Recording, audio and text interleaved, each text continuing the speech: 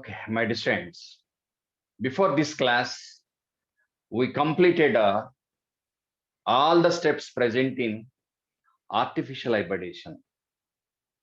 So after completion of that, some paragraph was given. What is that paragraph? That is about our country. So our country is agronomically dependent. Maximum number of population, maximum number of individuals are dependent on agronomy. And what about the contribution of agriculture in our country for the GDP?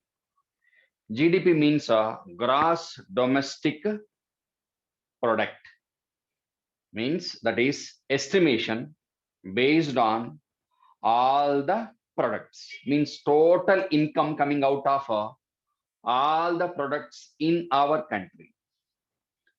So what about agriculture?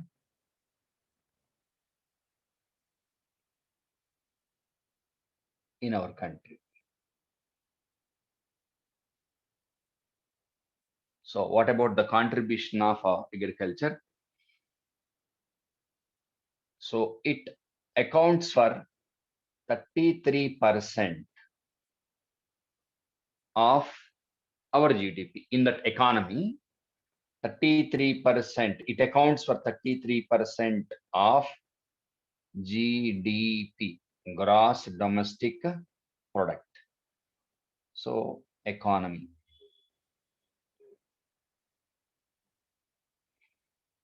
Okay, and what about the employment?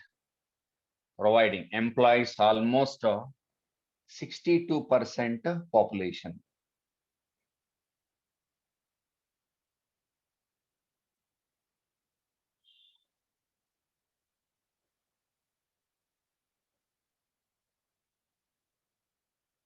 Employed. Okay, so immediately after independence, our country faced a lot of problem, huge problem to produce a quantity of food for the ever increasing population. We strived a lot to produce a quantity of food, not the quality of the food, amount of food to supply for the ever increasing population. At that time, particularly 1960 around, Green Revolution, the period of Green Revolution, 1960 to 2000. This period is a Green Revolution period.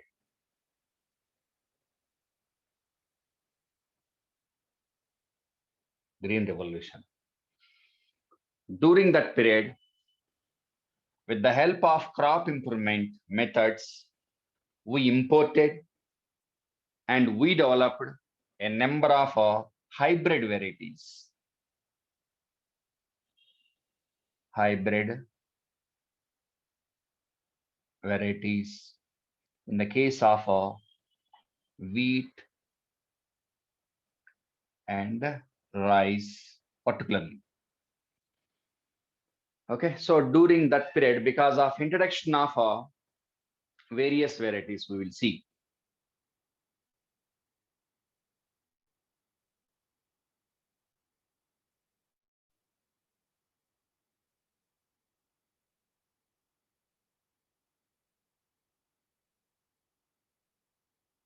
Wheat production. One minute, hang on.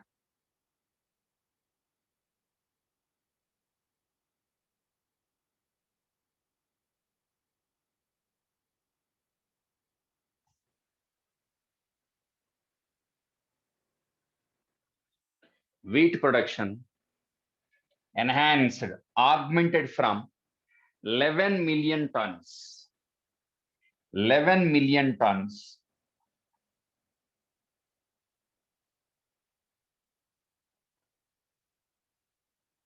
to 75 million tons. That is because of Sonalika and Kalyani Sona. Because of Sonalika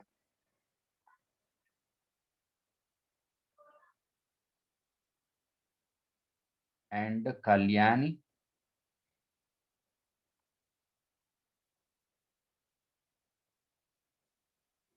Sonalika and Kalyani Sona varieties.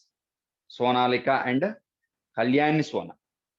Actually, these varieties developed by Nobel laureate, that is Norman E. Borlaug, international father of international green revolution.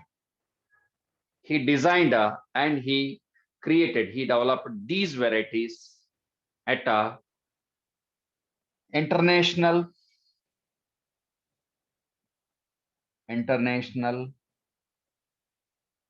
center for international center for development of or improvement, international center for improvement of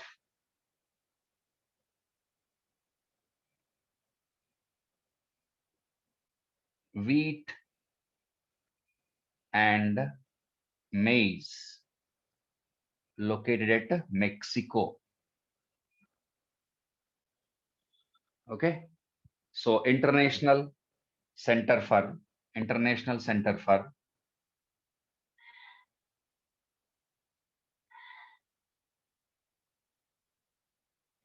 international center for crop improvement, actually center for wheat and maize improvement, wheat and maize improvement. Okay, so these two were wheat varieties, and in the case of rice, so actually these two varieties are semi-dwarf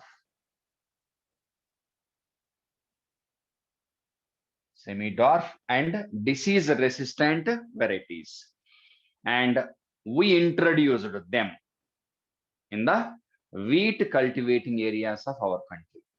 In the case of rice, semi-dwarf varieties, particularly two variants. One is IR8 rice variety from International Rice Research Institute located at the Philippines. And the next one is Taichung native one, Taiwan. Taichung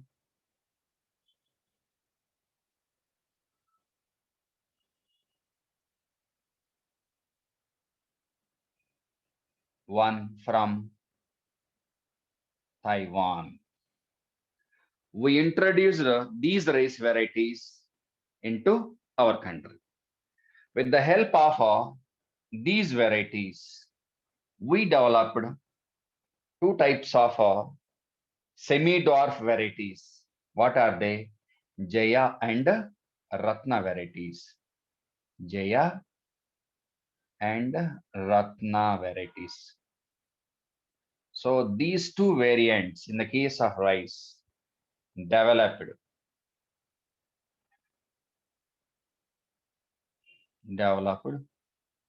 in our country, developed in India. And all these are products of artificial hybridization only. Okay, is it clear? Now we're going to discuss what about limitations and achievements of artificial hybridization. Okay,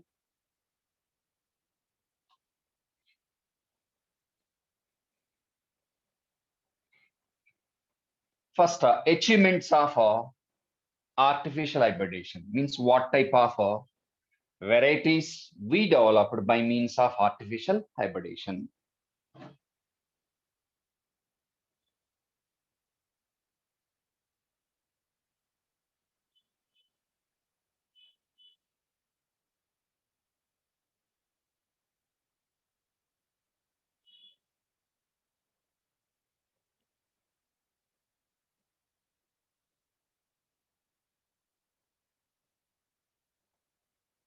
So what about we achieved? Means what about varieties produced by means of artificial hybridization? Okay.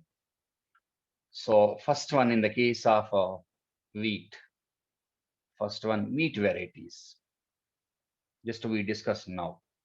What about wheat varieties we developed? We developed means developed by Norman E. Borlaug. M.S. Swaminathan introduced Sonalika Kalyani Sona into our in our country, into our country, with the help of Norman E. Borlaug. Wheat variety Sonalika and Kalyani Sona.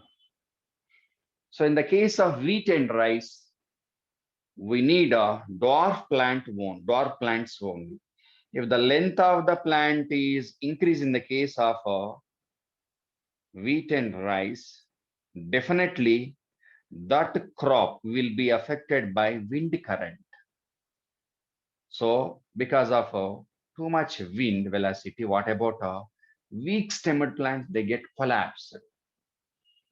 Okay, so for that one, in order to avoid that one, what type of agronomically desirable character introduced into rice and wheat?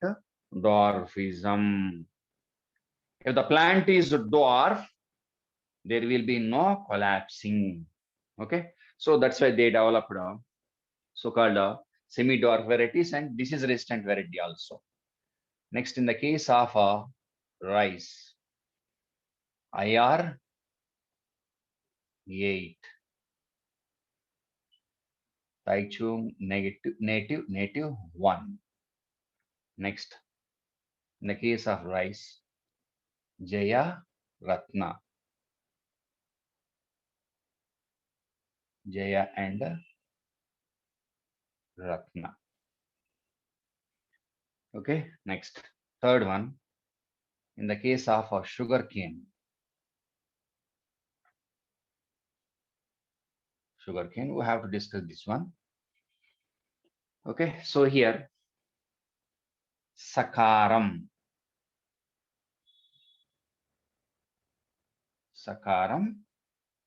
officinarum,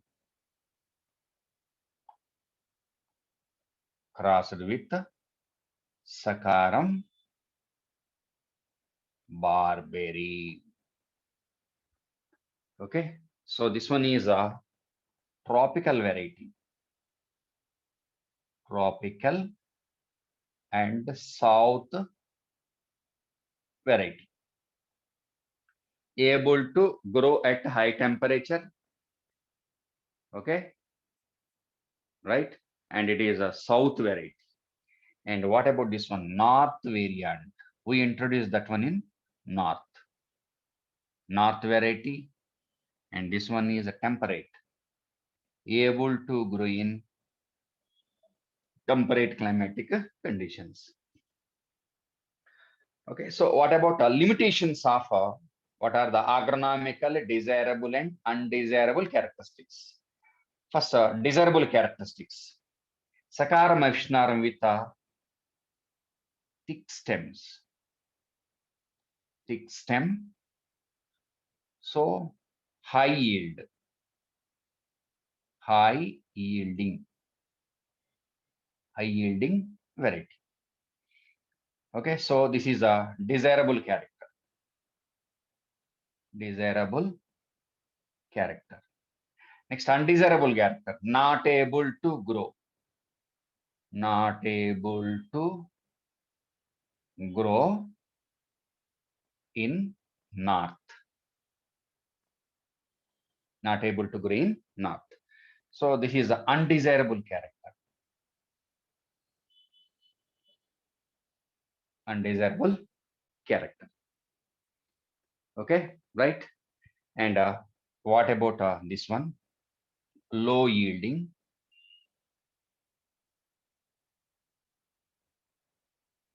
Low yielding variety. Okay, so low yielding means undesirable.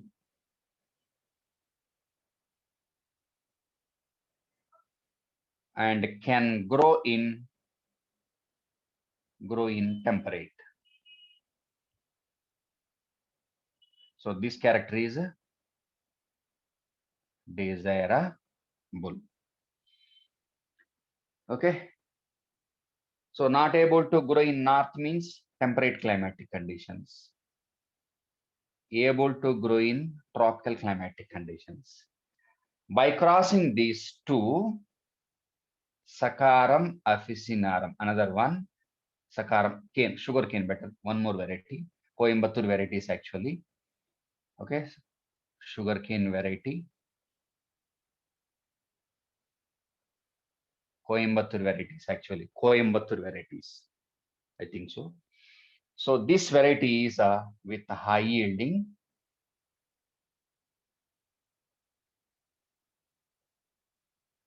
less able to grow in, can grow in temperate climatic conditions. So in north variety, the problem was low yielding, and this one is high yielding. Even if it is introduced into north, what about officinarum? Is it able to grow? No, its problem is adaptation, not able to grow in temperate climatic conditions, able to grow in tropical climatic conditions only. So that's why we created a third variety and introduced into north.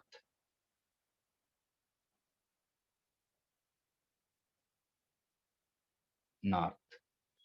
Problem solved. Introduced into north. And this is what type of cross?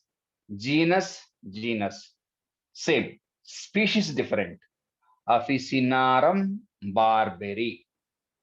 Officinarum and barberi. So these two are different species. Okay, so this cross is this cross is called as this cross is okay intrageneric or interspecies or specific cross. Same. Intrageneric and interspecific cross. So artificial hybridization may be intraspecific, same species. For example, Pisum sativum, Mendel. Intraspecific. Second one, intrageneric and interspecific. Okay. Next, third one, intergeneric also. We will see between two different genera. Okay. Next. So that's about sugarcane. So many examples are there. We'll see what are the examples one by one. In the case of millets also. Zoar like that. Millets, small cereals. Millets, zoar, bajra. Okay, so many varieties we developed by means of artificial hybridization, which are able to grow in drought climatic conditions and moist climatic conditions and a high temperature also. Next, fifth one, pea plants. In the case of pea plant, what about the variety given, which is not clearly visible? That is a pea variety 1542. Next, sixth one, wheat variety only. In the case of wheat, that is given in diagram only, wheat variety, that is a HD 1553 Sonalika. All these are achievements of artificial hybridization. Okay, is it clear? And we will see certain number of examples in future. Now, the question is, what are the limitations of artificial hybridization? What are the limitations? Okay, constraints, limitations.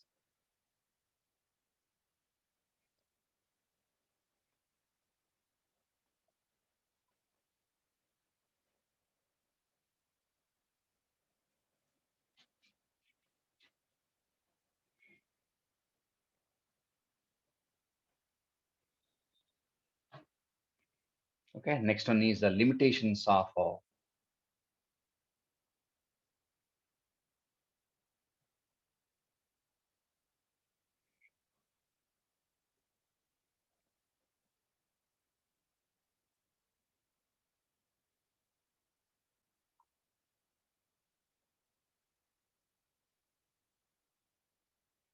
limitations or drawbacks. Limitations, drawbacks.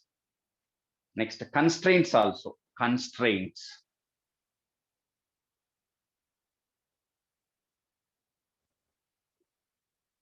That is also limitations only. Means what are the drawbacks? First one, it is a time consuming one.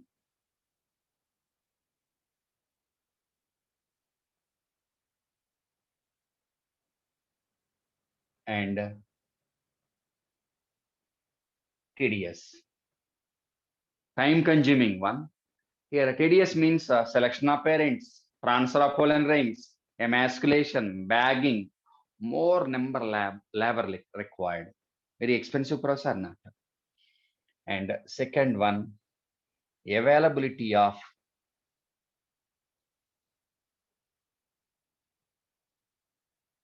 desirable genes.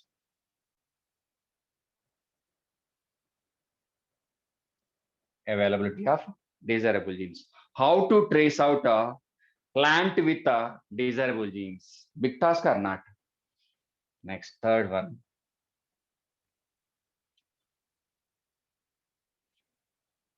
Introduction of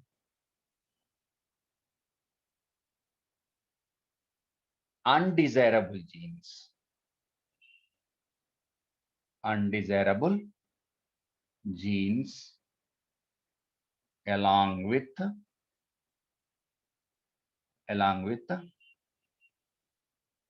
desirable genes. Actually, what we need only desirable. Along with desirable, undesirable also introduced into variety. Next, fourth one. Okay, not possible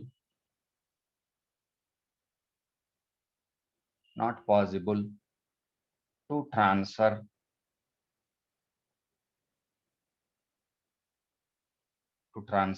a gene which is not existing in the concerned crop. If concerned gene is not existing, definitely not possible to transfer. Means there is no introduction of foreign gene. We can transfer genes present in one plant to other plant only. So a gene which is, for example, X is the gene which is not existing in the cotton crop or some other crop. Okay, so not possible to transfer by means of artificial hybridization. Next, sexual barrier. Major cause, sexual barrier means species is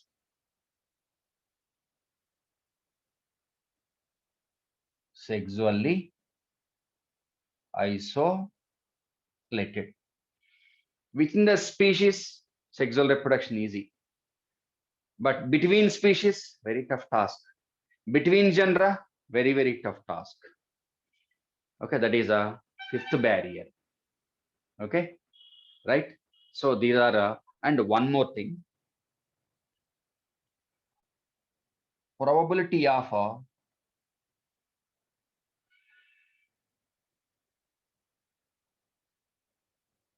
getting hybrid. Very few out of very few out of 100 to 1000 crosses. Okay, so these are limitations of artificial hybridization. Okay, is it clear? Right. So this is about complete information of artificial hybridization. And out of this one application need to be possible. We will see that one at the end only. Just I will give you that question. What is that question? They will ask you, for example, 2n male crossed with 2n female. What is the ploidy of pen, primary endosperm nucleus, and zygote? That is a question one. Second question, 2n male crossed with 4n female. What is the ploidy of pen, zygote in that cross? Third question, 4n male crossed with 2n male. What about the ploidy of zygote and pen, like that? We will see that one after completion of this chapter. Okay, bye, see you. We will meet in the next class. Okay, bye, see you.